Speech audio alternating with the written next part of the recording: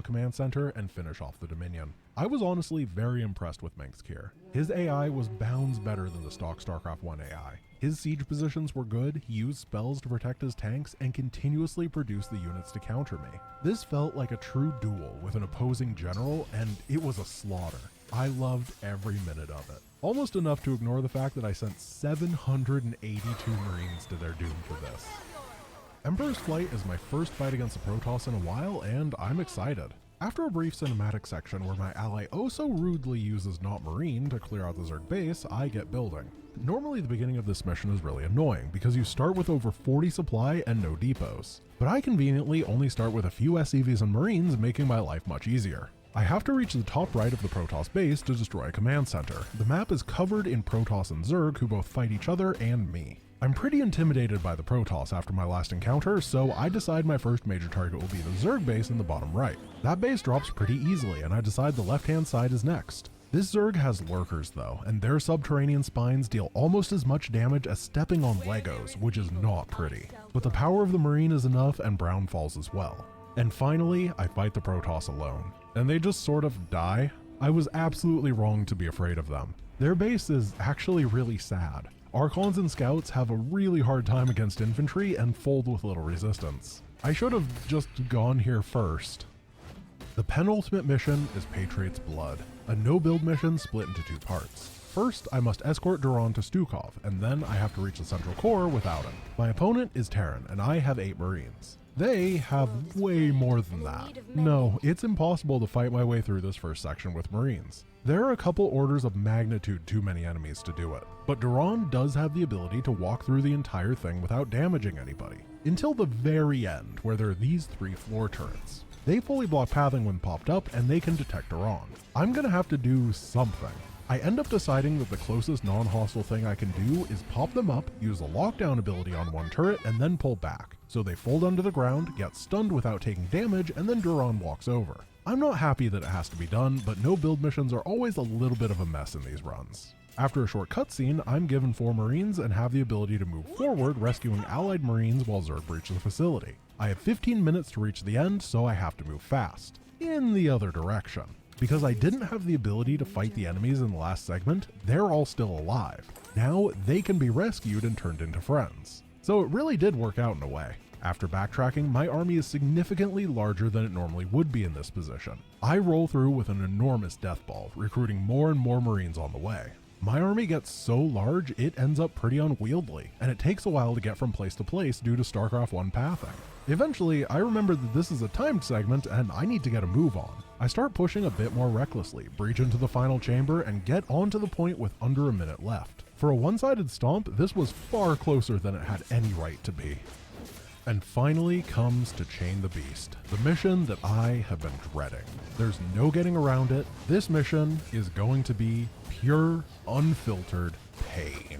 The objective is to bring 4 medics to the Overmind on the far side of the map, but clearing to the Overmind is no simple task. He has 3 Cerebrate bodyguards, each with a unique twist. First is Red. As long as this Cerebrate survives, all of his sunken colonies on the map are immortal. They cannot be attacked in any way, and there are a lot of them surrounding my bases. Second is Brown. Starting at the 11-minute mark, he will attack with an elite Ultralisk named the Tarask. This monster is fast, hits hard, and is the bulkiest unit in the game. And of course, he respawns every 2 minutes after being killed, rushing my base again. And third is Orange. He, spawns infested Terran, I guess. They don't really come up. The first problem is Red. I can't move around the map while surrounded by immortal sunken colonies. The base with the Cerebrate is nestled in a valley with a long path to reach it.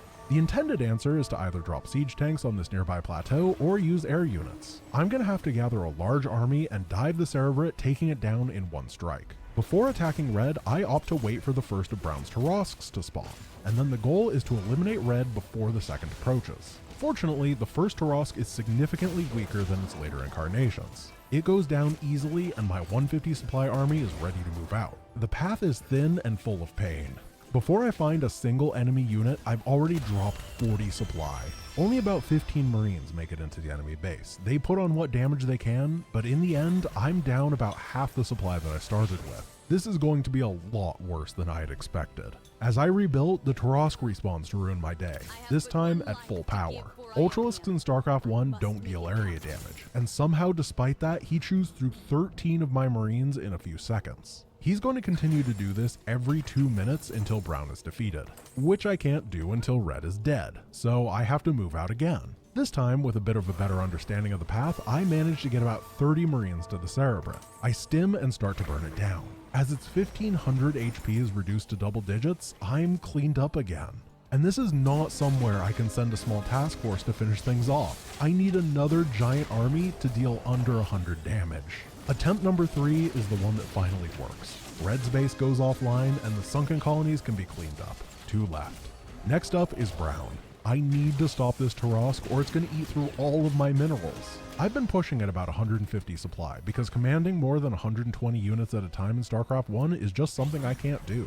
Once I run out of hotkeys, everything becomes a jumbled mess, and that gives virtually no benefit to added troops. After reaching this magic number, I make my move. Brown might not have invulnerable defenses, but it sure feels like it. Lurkers, Guardians, Sunken Colonies, and a medley of other Zerg make it too hard to progress. I take so long that the Tarask respawns and eats my entire strike force. After preparing another, I decide to apply what I learned from fighting red. I ignore the hive and rush straight to the Cerebrate, targeting it down. This works, and now there's only the orange player remaining. Unlike red and brown, the infested Terran gimmick isn't really interesting or impactful. To make up for it, he's really competent at defending.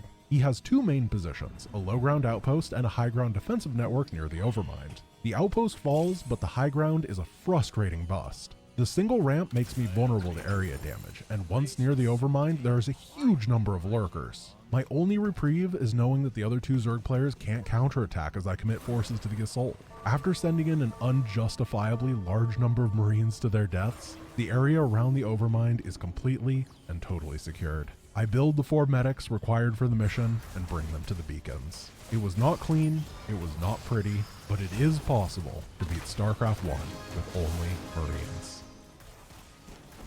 Thanks for watching. If you want to see more daily Giant Grant Games content, check out my second channel, Giant Grant Games Archives. Currently, I'm running a series where I let the Giant Grant Games community remake the Legacy of the Void campaign into a pile of meme units. Whirlwind Zealots fly, Immortals are crabs, and the mothership is a Beyblade. If you think that sounds like fun, come check it out in the description below. I hope you enjoyed this video, and I will talk to you again soon. Peace!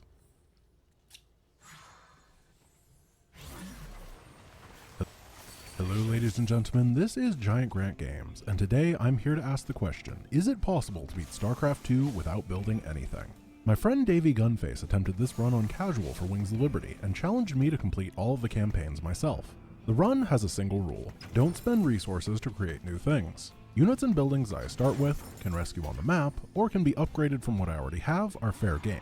But creating new units or structures is off limits. In order to spice up the run a little bit, I also increased the difficulty from casual to normal, and I'm trying to complete as many of the missions as possible instead of beelining it to the end of the campaign. The beginning of the run is very simple. Liberation Day is a no-build mission, making it a de facto win.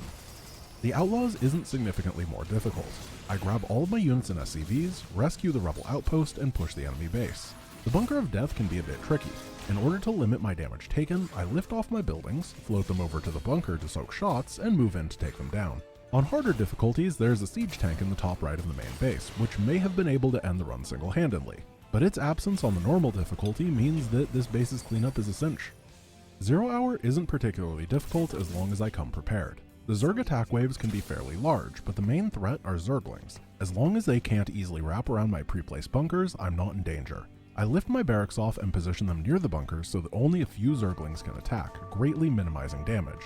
There are 3 groups of rebels that can be rescued during the mission, effectively doubling the size of my combat force as time goes on. I'm careful to avoid the attack waves going in and out of my base to grab them. Once everybody is safe at home, the only remaining task is to keep my bunkers repaired. After finishing the tutorial planets, I'm given the choice of going to the evacuation or smash and grab. Traditionally, the evacuation is one of the easiest missions in any run, so I head there first. 2 firebats and 2 medics is not ideal as a combat force to escort 5 caravans across the map. While the majority of the enemies are Zergling, it takes over 30 seconds for a firebat to kill a roach, and none of my forces can hit air at all. But I do have a little bit of help. The caravans bring a couple of Marines to help out, and the APC has a gun on top of it, whose damage is horrible, but it's something. The first escort goes smoothly. The second and third escorts are where things start to get difficult. SCVs can repair the APC, but my kill speed is low, meaning the APC runs right past me. Both times, it dies, but the majority of the colonists do still reach the ship. The fourth escort is overwhelmingly impossible. There are too many Zerg for my 2 firebats to roast. I cannot do this mission yet, so I pack it up and head to Smash and Grab instead. Fortunately, the Smash and Grab speedrun only builds 4 units, so I can rip the basic ideas from there. I use flying buildings to pull enemies and provide high ground vision as I clear towards the Protoss base. Meanwhile, I grab all but one of the Protoss bonus objectives with my command center and a loaded SCV.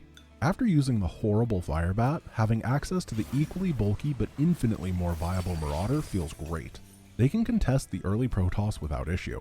Inside of the Protoss base can be scary, but both of their production structures are powered by a single pylon. The stone zealots at the end of the mission are more than enough to break my army alone, but landing buildings next to 2 of them allows me to take them on one at a time while the others are distracted.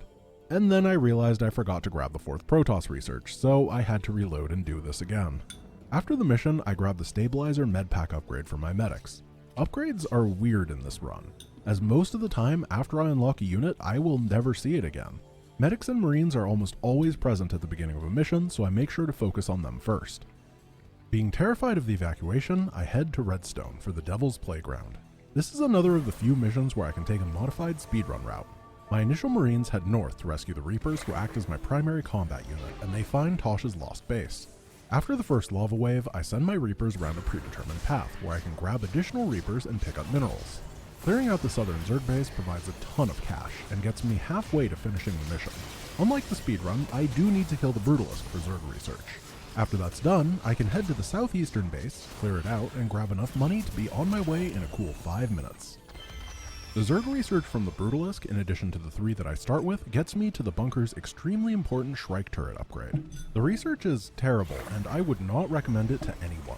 It gives the bunker the DPS of a single Marine, without upgrades or Stimpak. Bunker HP is a vastly superior choice in every situation that isn't this one. I have no choice but to grab this awful upgrade if I want to beat the evacuation. The mission provides 2 empty bunkers on the escort path. Now, instead of being dead weight, they're able to provide support fire for my caravan, as well as soak damage so I can conserve my medic's energy. For 2 of the 3 attack paths, this made things considerably easier, but the middle path has no pre-placed bunker, which causes major issues. I was still overwhelmed multiple times and beaten. My only tactic here was memorizing each attack wave and pre-positioning myself to deal with them. This worked until the final escort. In the end, I had to bring all of my buildings to support and distract. They do a great job at delaying Hydralisks and Mutalisks while I fight the anti-ground, but I do get broken. After a suspiciously long time, I pan over to figure out what the last APC is doing, and it turns out the driver was not interested in dropping off the last wave of colonists, and instead decided to try to be a hero. After he dies, his cargo is significantly more sensible, books it to the final shuttle, and makes it out while I have 3 supply remaining.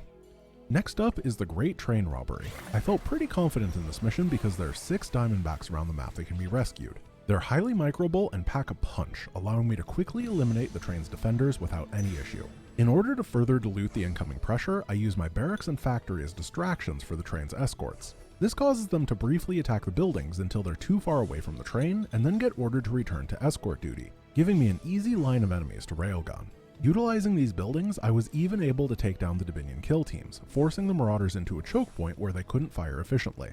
For the final train, I had an idea. I created a wall on each side of the tracks and put SCVs on hold position across it. The train can phase through any unit, allowing my units to pass through easily, while the enemy forces desperately tried to reach my Diamondbacks. Many of them got stuck in traffic and had to waddle around helplessly as I completed the mission. The Zerg research from the Great Train Robbery allows me to grab the Planetary Fortress upgrade for my command center, the only thing that I can spend money on in this run outside of repairing. I head to Cutthroat to execute one of my favorite new strategies, the Planetary Fortress Rush. Well, that's what I thought I was going to be doing. I forgot that I don't start with an engineering base, so I can't morph a Planetary Fortress. Whoops. One nice thing about not being allowed to build anything is that missions like Cutthroat, where I have to click 6,000 minerals, are really fast. My vultures speed around the map, clearing enemies and collecting minerals until I have enough to hire Mira's mercenaries. As I reach the mineral goal, I remember something. I might not have an engineering bay, but Mira sure does. I pay her off, lift my command center towards Orlan's base, unload my SCVs to repair, and morph a planetary fortress. Unfortunately, because gathering all the money took so long, combined with being unable to build more SCVs to repair, Orlan's defenses are stronger than when I've done this before. I have to send my army to support, giving Orlan a few taps before the end of the fight. Generally, the money I get in between missions has been going towards infrastructure upgrades, improving the bunker and missile turret for example. And sometimes there are really weird upgrades that I have to get for a specific mission. On Outbreak, I'm grabbing both Firebat upgrades. The Juggernaut plating specifically is a lifesaver here. This mission is absurd. I start with 14 combat units and get up to 18 after being given some Hellions, and I have to kill thousands of enemy units during the night. The first night is already a problem. Weirdly, for a defensive mission, I'm not given any bunkers, meaning my army has to hold off against the infested waves with medic healing and good SimCity. Despite the fact that night 1 is supposed to be a free win, things are a mess. There aren't enough buildings to plug the gaps, leaving my forces to scramble around fighting infested in my mineral line. There is no way that I can survive the onslaught of later nights like this. And the days aren't looking good either. Killing 144 infested buildings requires a ton of damage, and I'm lacking. I can only manage to clear out about 30 structures before night falls again. While I was clearing, I had an idea. Resources are not a hot commodity in this run. I only need enough to repair. So if this base is a pain to defend, why bother? I send my buildings to the north of the map and create a fort. For night number 2, this works fairly well. The melee infested are crushed without resistance, but the ranged infested marines are another story. Ignoring my Firebats, they take down one of my 6 marines, marking a significant loss in damage output. I survive, but each night hosts stronger enemies. I need to find somewhere better.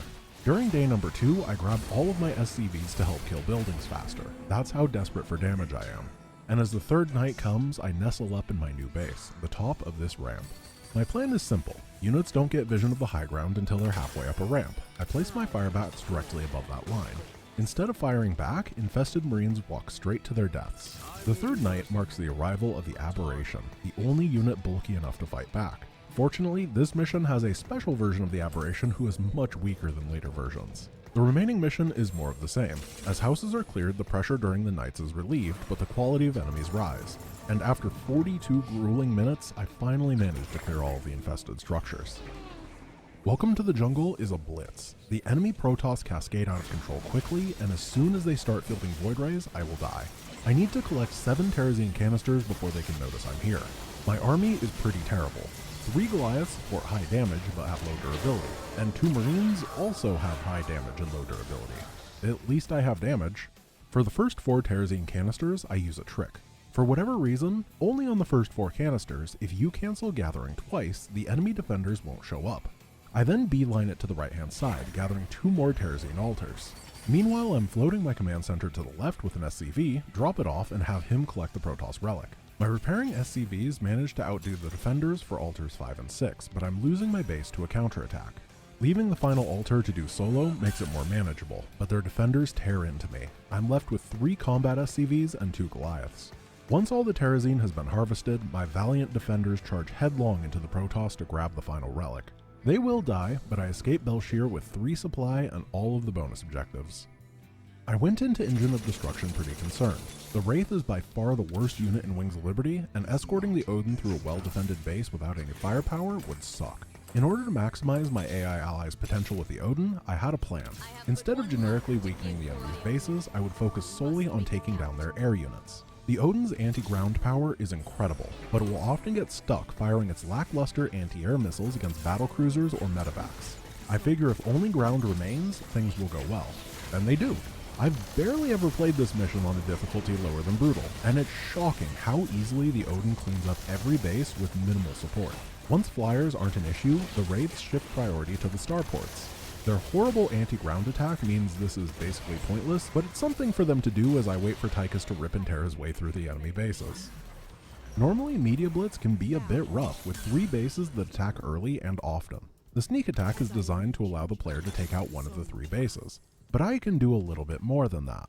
A while ago, I was routing out this mission for a different run, and I found a kill order that allows me to kill all the production in both the factory and starport base, so I do just that. After the sneak attack, the enemy only has 1 base that can make units. I quickly repair the Odin and crush it as well. Now I can take my time. The defense waves at each of the broadcast towers are moderately strong. but the Odin is more than enough to take them down with a good repair crew. Honestly, I was surprised at how simple these last two missions were, given how much of a nightmare they can be on Brutal. Before getting to the hard stuff, there's a couple no-build missions to do for free wins. The first is the secret mission that's unlocked during Media Blitz. The mission involves zero production of any sort and gives a nice 4 Protoss and 3 Zerg research, as well as a bunch of credits. After that is Breakout, another no-build mission that should be a free win, and somehow I messed it up by nuking myself. Traditionally, the dig is done about 1/3 of the way through Wings of Liberty. In this run, I've pushed it back past the halfway mark. But it wasn't because of fear for the mission. Mostly. In order to mute the Protoss aggression, I was waiting for a very specific upgrade. The beginning of the mission goes fairly normally. The no-build segment provides me with 2 tanks and 7 infantry that I'll be working with for the entire mission. Once the drill segment begins, the mission is supposed to be a holdout defense, using masses of siege tanks to melt through waves of highly upgraded Protoss units. This is impossible. There's no way that I can survive long enough to drop the door to 0 HP with my meager forces. There is another option. The game doesn't outright state it, but destroying all Protoss buildings on the map ends the game prematurely. This means that all I have to do is take down 2 of the most heavily defended Protoss fortresses in Wings of Liberty. Easy. This is obviously impossible without control of the laser drill, which doesn't happen until the objective is reduced to 75%. Until then, I get proactive. Instead of waiting for enemies to attack me, I siege up their rally points, taking them out before they can group up, making the fight safer. Once I gain control of the drill, it's time to act. My barracks and factory creep up on the Protoss in the right base, and then I start blasting. Between missions, I've grabbed the fire suppression upgrade for my buildings. Instead of burning down, my buildings will now be automatically repaired to 50% health when under that mark. This is the crux of my plan. Using flying buildings to spot, the laser drill will eliminate all of the enemies in the base. Once the anti-air is down, I can focus on the pylons, stopping all production.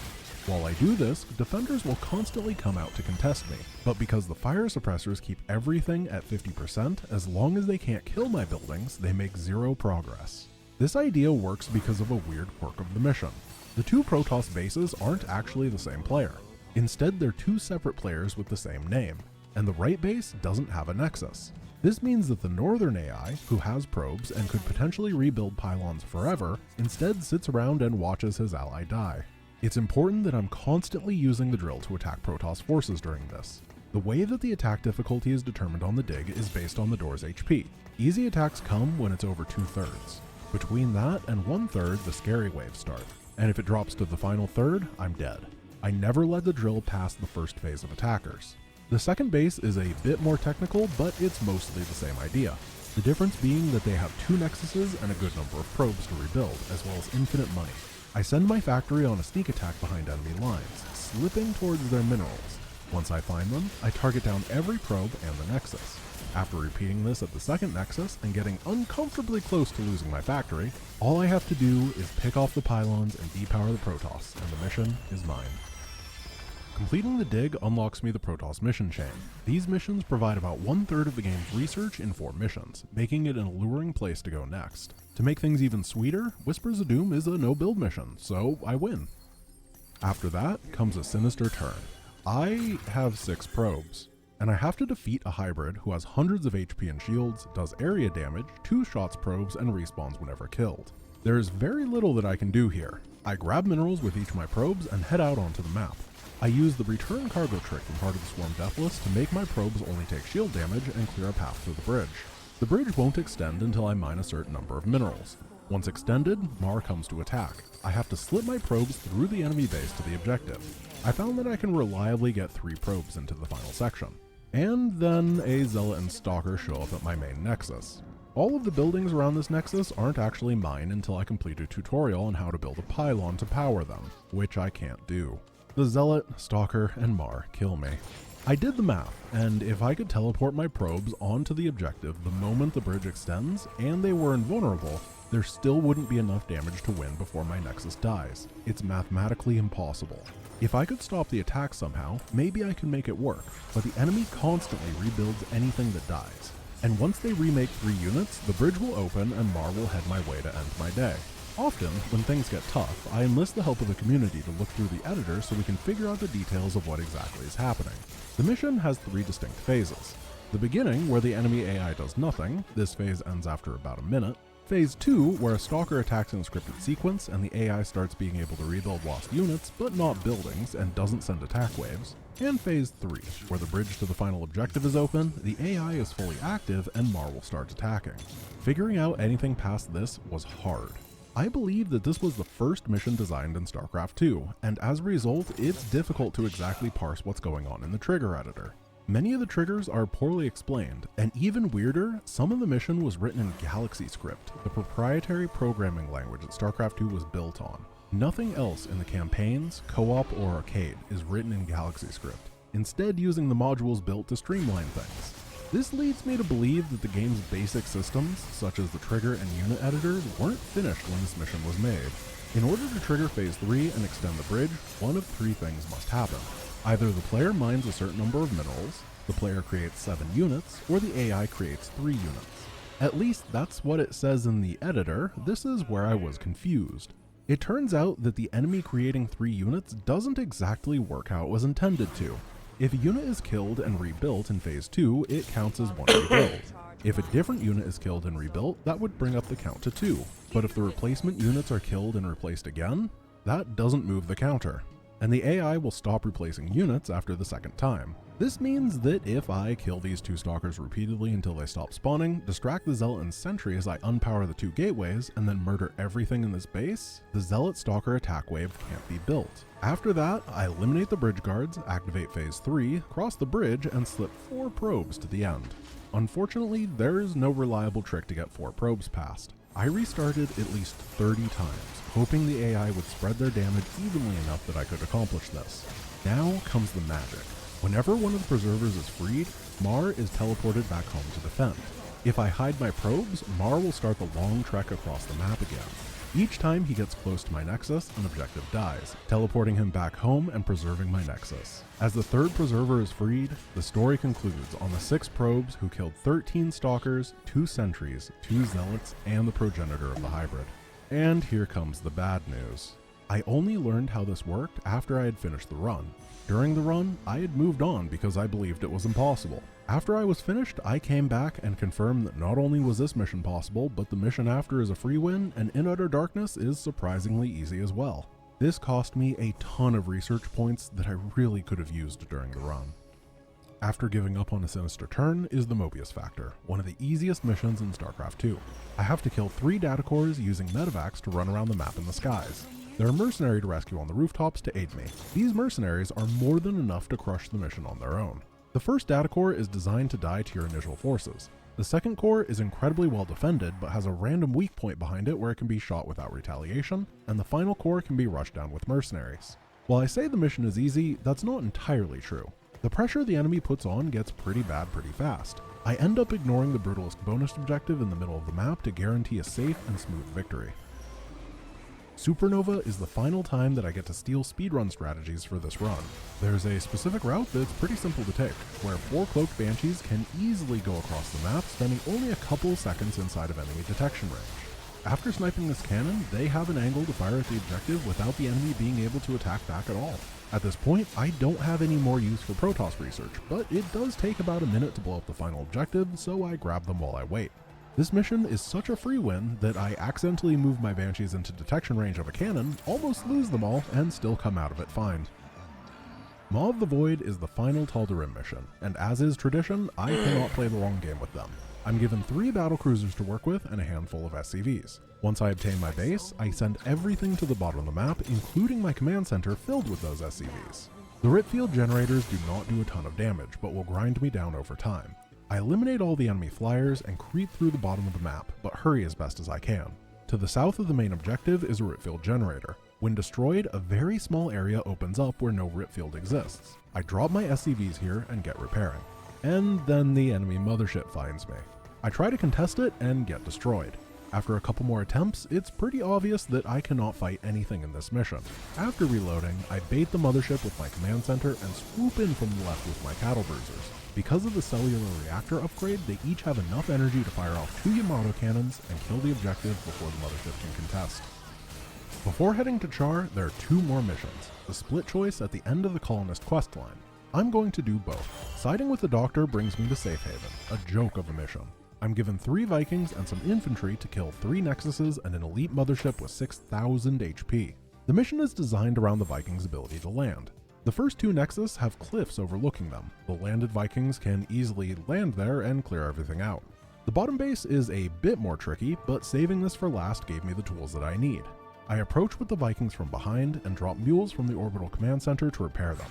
They kill the fraction of defenders who actually notice that they're being flanked, and then the mothership is exposed. Which brings me to the reason that I hate this mission. This is the worst boss fight ever. Vikings have more range than the mothership. It's so stupid.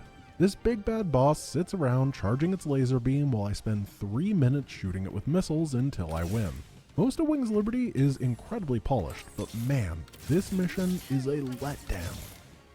Every challenge run has a surprise mission, a mission that's normally a joke being turned into a monster. Today, Haven's Fall is our monster. I actually attempted this mission earlier in the run. Normally I'd knock it out as soon as I had access to it for some research and money. Instead, I was forced to delay it until I had everything possible unlocked, and that was barely enough. The mission objective is incredibly unique. There are 4 infested colonies around the map that must be destroyed. Each is guarded by a progressively stronger force of enemies. The problem is the twist. The enemy AI continuously infests and reinfests the colonies. If an infestation completes, it continuously spawns infested Terran to attack my base, in addition to adding another objective that needs to be eliminated. To ward this off, I have 4 Marines, 2 Firebats, and 3 Vikings. No healing whatsoever for my biological units. My initial goal is to blitz down half of the objectives. I pull everything and rush the first Virophage. This base takes a few minutes before it spawns infested Terrans, so it's an easy clear. The most important thing is that I guarantee my Vikings are next to buildings as they die. Every building on the map spawns broodlings when killed, who can easily nibble my vulnerable infantry to death. After 1 Virophage is down, I head north to one of the 3 fortified bases. In order to limit damage, I nestle myself in between the buildings, though Firebats are already looking pretty bruised.